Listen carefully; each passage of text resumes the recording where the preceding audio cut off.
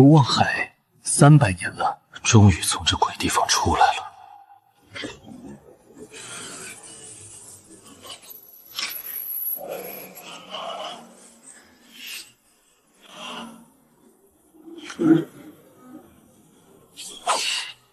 妖孽，等我确认我哥安然无恙，再来收了你。我终于爬回了九重天，迎接我的是挂在诛仙柱上被剃去仙骨、生挖双眼的哥哥。他曾经是九重天最耀眼的战神，如今却成了一具干枯的尸体。哥，你正眼看看我，我是双羽啊！你不是说等我回来要带我和你藏了千年的桃花酿吗？帝君为了给受伤的青瑶仙子重塑仙躯，借了战神大人的仙骨和神眼印，战神自愿奉献，保全了你们这一脉的仙籍，你也该感恩戴德。我看着哥哥空空的眼眶，脑海里浮现出洛清瑶那张总是楚楚可怜的脸。当年是哥哥拼死从魔兽口中救下了他。我安静地捡起地上沾血的神剑，手臂上与魔兽打斗的伤口崩开，鲜血顺着我的指尖淌下，进入剑身。下一秒，金色光芒自剑身展开，我愣在原地，心脏像是被人攥住，疼得几乎握不住剑柄。战神剑认我为主了，这就代表上一任战神已经魂飞魄散，再也不容于这世间。他们到底做了什么，让哥哥他连轮回的机会都没有了？双羽，真的是你，你回来了！真的是你，双羽，这300年我没有一日不再盼着你回来，你终于回来了，再也没有人能阻止我们兄弟俩了。我举剑横在我们二人中间，剑刃映出我猩红的眼中满是狐疑。帝君不如先回答我，我哥哥究竟是怎么死的？都是我的错，一时不察，竟让他坠了魔。你也清楚，你们后天飞升的仙身本就已被贪嗔痴所累。那日他魔念入心，竟然出手重伤了青瑶。等清醒后，战神他追悔莫及，自愿献出仙骨为青瑶重塑仙躯。双羽，你莫不是疑我？你哥哥可是战神，若不是他自愿，这九重天又有谁能强迫了他？3言2语间，我的身侧已有数位仙卫无声逼近。等我察觉到的时候，退路已经被彻底封死。这严丝合缝的围堵架势，看起来倒是训练有素。想来我哥哥也是这样在他们手中被自愿献出了性命。帝君对你百般忍耐，你竟然如此不识抬举！我看倒是该和那入了魔的战神大人一样，扔去诛仙柱上抽碎仙元。我手中长剑嗡的一声，哥哥濒死前的画面顺着剑身尽数展现在我眼前。18根灭魂钉从他头顶大穴开始没入，身旁苍野抱着洛清瑶，目光恨恨，正让人剜去哥哥的眼。随着画面推进，刺骨的疼窜进四肢百骸，剔骨剜眼，钉穿神魂，仿佛一一在我身上重演。我痛得站立不远，双腿一软，几乎跪倒在地，双眼流出血泪时，却见画面中哥哥猛地抬头。双羽，往前走，万不可再被他们骗了。原来是这样，是哥哥临死前燃了自己的神魂，生生撕开无望海的结界，为我换来一条回来的生路。放肆！双羽上神也是你们能随意指白的。我与双羽上神不日即将结为异姓兄弟，你们先退下去准备吧。是。来，我先带你回去休息。我垂眸掩去眸中翻涌的杀意，任由他抓住我的手腕。哥哥拼死给我留下的生路，我当然不能就这么轻易断送。但是你们这些人的命，我今天咬定了。我任由他牵着我往寝宫走去，还没靠近，就远远看见洛清瑶守在门口。还未站定，洛清瑶就眼尾泛红，跪倒在我面前。双羽，对不起，都是我的错。若不是为了救我，战神大人也不会落得这般下场。你要怪就怪我吧，千万别怨帝君。我看着他假惺惺的模样，还未开口，苍野已经松开我的手腕，快步上前稳稳扶住了他。你身子还没好，怎么就出来了？双羽又不是不通情理之人，他知道你只是个受害者，哪里用得着你来道歉？我的目光却从他的脸上慢慢移开，定格在苍野揽在他腰项的手上。偏巧这个女人是我刚刚死去哥哥的未婚妻，我胃里一阵翻涌，目光阴沉。帝君对我的寡嫂这般亲密相待，未免太不合天规礼数了吧？双羽，你困在无望海300年，很多事情不知也情有可原。青瑶与你哥哥的婚约早就由长老们做主取消，如今青瑶她是天妃，你们今后以礼相待就好。我的心里泛起一阵冷笑。我们这一脉后天飞升的仙，向来被先天神形视作血脉肮浊的异类，所以世世代代要送族中子弟入赘，或是女子嫁入先天神族，美其名曰净化仙脉。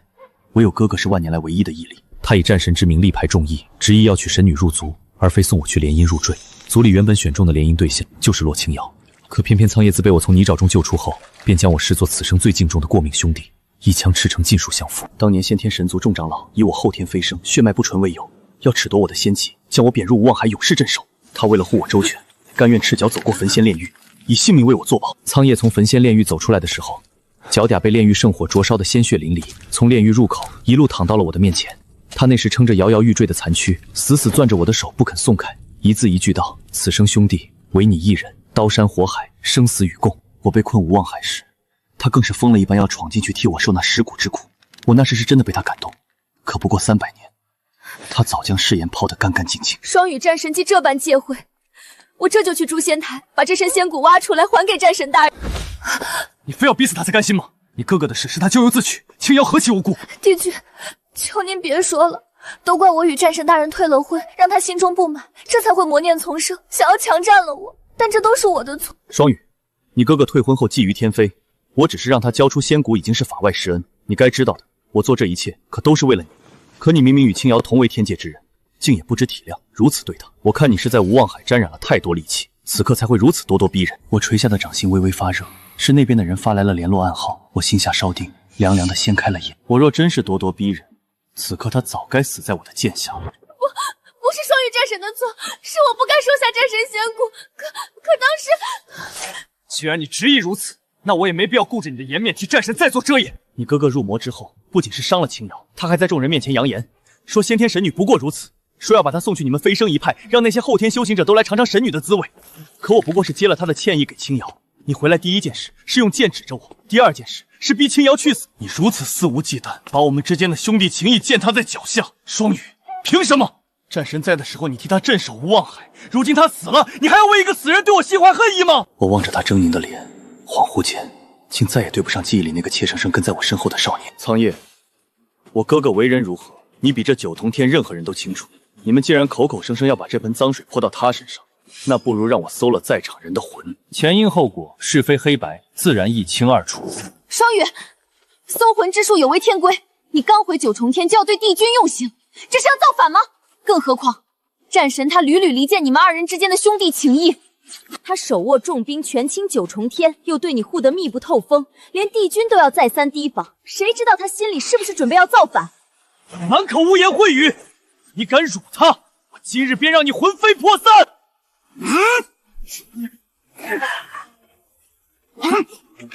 双羽，你再敢动他，我即刻便命人去诛仙柱，将你哥哥那具残尸拖下来，请天师下九幽散魂咒，叫他连飞灰都不剩。你不是最在意你哥哥的身后名业吗？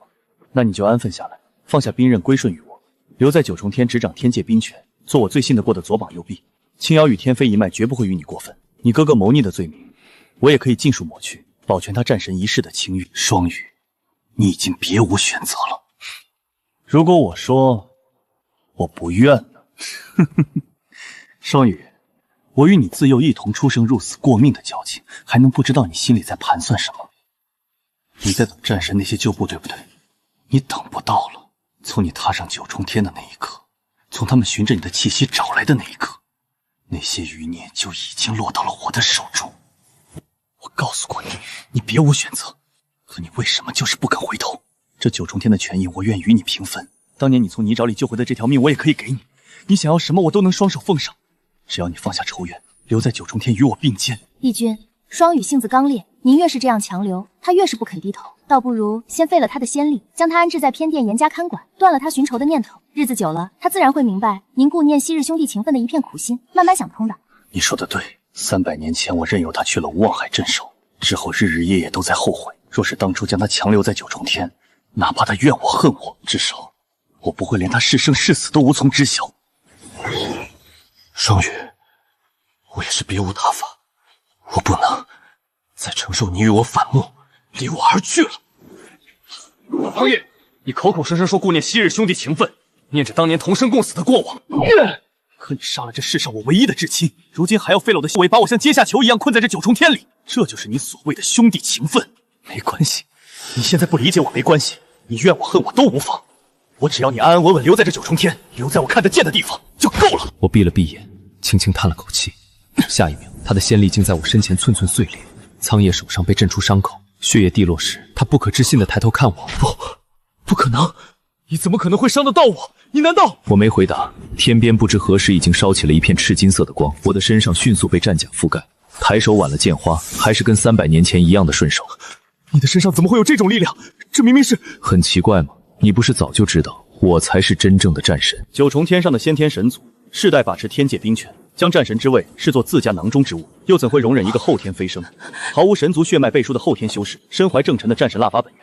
我若在幼年时显露半分天赋，不等仙骨长成，早被他们绞杀在摇篮里了。所以我兄长拼着逆天改命的风险，替我扛下了战神的名号，穿上了本该属于我的战神战甲。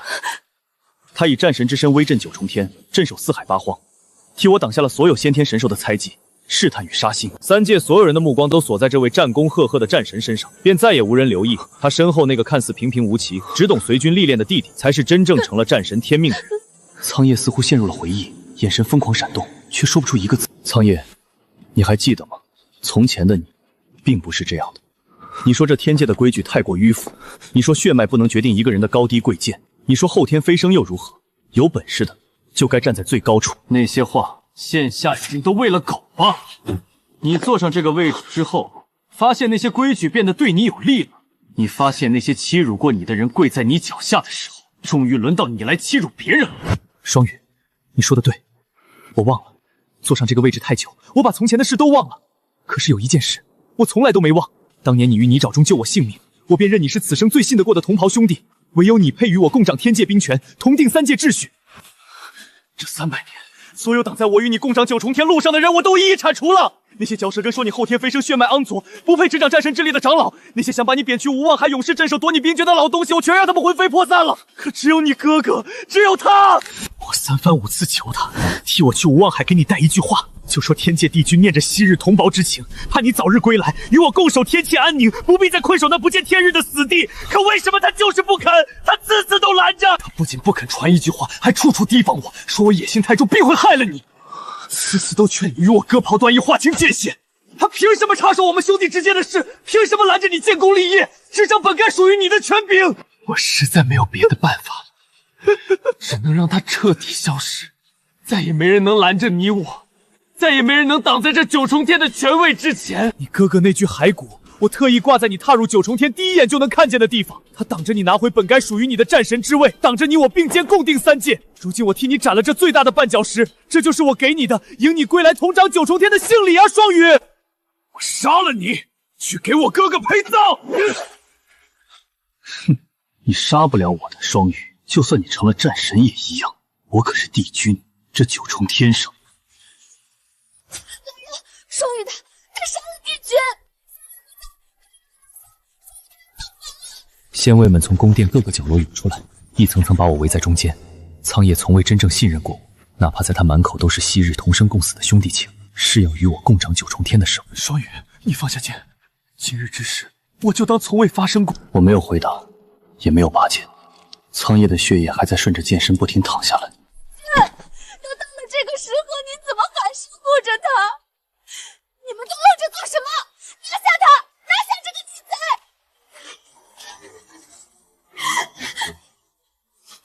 魔君是你，你居然敢攻击魔族！我就知道，你们这些后天飞升的修者根本就不配待在九重天，骨子里全是祸乱天界的戾气。帝君，不如你来抬头看看，顺便跟他们说一说，这魔族到底是从何而来啊？双羽，你怎么会知道？你什么时候知道的？怪不得你能伤了我，原来是这样。九重天人人皆知，凡人心存杂念，飞升便会衍生魔念。他们说魔族是后天修炼者的原罪，是血脉肮浊的铁证。可没人知道，后天修者为你们背了黑锅，整整3万年。我被困无望海的时候，整日不见天光，只有无穷无尽的魔兽和战斗。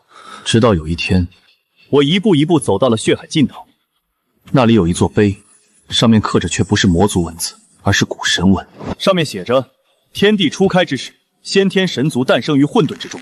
他们生来便拥有无上的力量，却也因此承载着与力量等重的恶念、贪婪、嫉妒、憎恨、执念，这些他们不愿承认的东西，像影子一样附着在他们的神魂深处。于是他们将那些的部分从神魂中剥离出来，封印在无望海的最深处。从此，先天神族变得纯净无瑕，高高在上俯瞰众生。而那些被剥离的东西，在无望海的黑暗中沉睡又苏醒，前往各界作恶，直到他们暗中点拨的第一批凡人飞升成仙。先天神族告诉他们，那是你们的心魔。他们将这场持续了万年的谎言刻在了永远不会被光照亮的地方。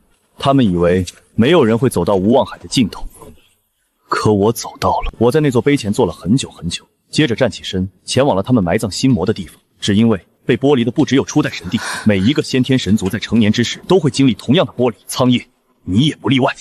我在封印深处的阴暗角落里，我找到了他。双羽，我好疼。他把所有的不甘、吃过的怨恨全都剥离出来丢给了我，还要做风光泽月的帝君，要做你眼里值得托付的兄弟。他不要我了，我怎么办呢？可笑我那时以为这样就能剔除阴暗，却不知苍叶早就跟碎片暗中勾结，四处吸食无望海的力气壮大自身。而我那一掌对苍叶算得上重了，也正因如此，方才我才能轻易冲破他的先例，一剑刺穿他的胸膛。魔君卷着离奇靠近，像是被什么力量牵引着一般，没入了周遭众人的额头。一个仙位突然跪倒在地，紧接着是第二个、第三个。那些他们自小就被教导要摒弃的恐惧、脆弱、疼痛、心软，就这样一点点回到了他们的身体中。不是我没有嫉妒过他，我没有，我是先天神女，我生来纯净无瑕，我不可能有这种肮脏的念头。双羽，我以为你会想用这个机会为自己谋些什么的。就算是你想要你哥哥魂魄重塑都未尝不可，可你为什么要这样做？我嘲讽地看着他，心里却清楚得很。苍叶到现在还在拖延时间，可我并不打算给他这个机会。哥哥的事情就不劳帝君费心了。至于我的所图，现在告诉你倒也无妨。我要的是这仙界后天修者，再也不用替你们这些先天神族背负莫须有的罪孽。双羽，你未免也太异想天开了。这套法则运行数万年，未曾有过纰漏，你凭一己之力，居然想撼动他吗？我何时说过我是孤身一人？不远处传来响彻云霄的战鼓声，翻涌的墨云瞬间被赤金色战旗撕破。听，是我哥带出来的兵来了。无数身着战甲的后天修者踏云而来，为首的正是哥哥昔日的旧部。他们手中兵刃寒光凛冽，把大殿围了个水泄不通。不过片刻间，殿外负隅顽狂的仙位便被尽数击溃。这些先天神族自小播出心魔，看似纯净无瑕，实则仙机虚浮，从未真正直面过人心的贪嗔痴，哪里是闯过九死一生飞升心魔关，在红尘里摸爬滚打千年的修者对手？不过数息功夫，他们便被打得节节败退。苍叶的脸彻底褪尽了血色，看向我的眼中也没了昔日的情谊。从今往后，这九重天归我做主，你们这些高高在上的神眼神子，就请到红尘中走一走，好好尝尝何为炼心，何为担当。但是你们俩恐怕没有这个机会。话音未落，我拎起二人衣领，纵身一跃到了诛仙柱下。双羽，我是天妃，我是先天神女，你杀了我，这个先天神族都不会放过你。那就请这位高贵的神女把我哥哥的骨头还回来吧，免得脏了你的仙躯。我顺着你的脊柱，已经找到了属于我哥的那根仙骨。我的手却没有停，哥哥的眼睛被洛清瑶用那样的眼神看过我，让我觉得无比恶心，所以我把他们也挖了出来。洛清瑶已经不叫了，她跪在那，双手无力地垂在身侧，只剩后颈和眼眶两个血肉模糊的空洞里，一滴一滴的血落在浴室地面上。这就是先天神女，也不过如此。我催动神力，让洛清瑶保持着跪拜的姿势，姿态卑微，像是在永远忏悔赎罪。就在这时，身后传来锁链碎裂的声音，我轻轻勾起嘴角。这么着急？那现在轮到你了。双羽，你杀了我的天妃，你以为那些后天修者能护住你吗？你以为你坐上这个位置，那些先天神族会放过你吗？你太自负了。现在不是他们会不会放过我，而是我愿不愿意放过他们。双羽，你看，其实从始至终我们都是同一种人啊。你哥哥拦在我面前，我杀了他；青瑶挡在你我之间，你杀了他。我们都是那种为了得到想要的东西可以不择手段的人。似乎被我眼神中的不屑刺痛，苍叶沉下了脸，直直朝我打来。苍叶虽恢复了部分力量，可先前被我重创，早就已经不是我的对手。不过数十回，我便一剑挑飞他手中凝出的剑刃。苍叶挣扎着想要起身，眼中满是怨毒与不甘，刚想开口再说些什么，我却没有给他机会。哥哥，我们终于赢了。指尖凝出柔和光纹，束缚着哥哥骸骨的锁链层层打开，被抽去本源之力的枯坑尸体落在我的怀中，只有那根被我从洛清瑶体内取出的仙骨依旧泛着金光。哥哥，我们赢了。我抱着他的尸体，一步一步走下诛仙台，身后苍叶与洛清瑶的尸尸依旧跪在那里，他们成了九重天万年来最大的笑话，也成了所有先天神族的警钟。回到战神殿的第一件事，我便将无望海尽头的石碑拓印传遍了三界。那些高高在上的先天神族终于露出了慌乱的神色。我没有像苍叶那样用杀戮立威，只是按着新定下的天规一一处置。参与构陷哥哥、残害后天修者的长老与仙官，尽数剥去仙籍，生生世世不得飞升。其余先天神族，无论出身高低，皆需入红尘们自己的本心历练与恶念，方可重回九重天。若还是执迷不悟，便永留凡间，再不得踏足仙界一步。双羽帝君，这红尘系列我们不会，我们从来不知道怎么……那就学，从最开始的开始学，从红尘最底层学起。若是还有意见，就从蚊虫鼠屎学起，从牲畜学起。你还有什么问题吗？但最后，我也并没有住进属于帝君的神殿，只是依旧做我的战神，守着三界安宁。我将哥哥当年的旧部尽数召回，设立三界议事堂，三界凶事皆由议事堂共同定夺，再也没有血脉定贵贱的枷锁。九重天终于迎来了万年来从未有过的晴朗。我在镇子上的茶馆里说书说了30年，讲的多是神仙鬼怪、才子佳人，唯有一个故事我讲了无数遍，每次讲到最后都会红了眼眶。那故事说的是很多很多年前，九重天上一位战神为兄长复仇的事。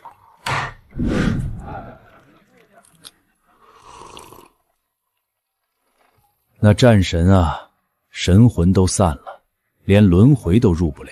茶客们便唏嘘，便叹息，便往我的茶碗里多丢几枚铜钱。我收了铜钱，拱一拱手，便下了台。没有人知道，我每天晚上收了摊子，都会独自走过镇子外那座石桥，桥下河水淌了千年，柳树绿了又黄，黄了又绿。我站在那里的时候，总是很安静，像是在等什么人，又像是在跟什么人说话。沈先生又在这儿站着呢，等谁呀？就是觉得这条河的水声，听着像有人在喊我回家。我一个人站在桥头，河水映着月光，我低头看着水面上自己的倒影，一个再寻常不过的中年男人，鬓边有几根白发，眼角有几道皱纹，和镇上所有为生活奔忙的人没有任何区别。可我看着水中的倒影，却像是在看另一个人，一个很高很高的人，穿着银白色的战甲。那战神叫什么来着？双羽，霜雪的霜，羽毛的羽。为什么叫双羽啊？羽毛结霜的时候，是最沉的时候。那还飞得起来吗？飞得起来的，他可是天下第一的战神啊！我直起身，忽然觉得好像曾经也有一个人，就像这样蹲在我面前，跟我说过一句差不多的话。可那个人是谁呢？我想不起来了。我在桥头站了很久，直到月亮升到中天，直到镇子上最后一盏灯也灭了。我拢了拢衣襟，转身往回走。就在这一瞬间，我终于听清了河水的那个声音：“哥哥，往前走。”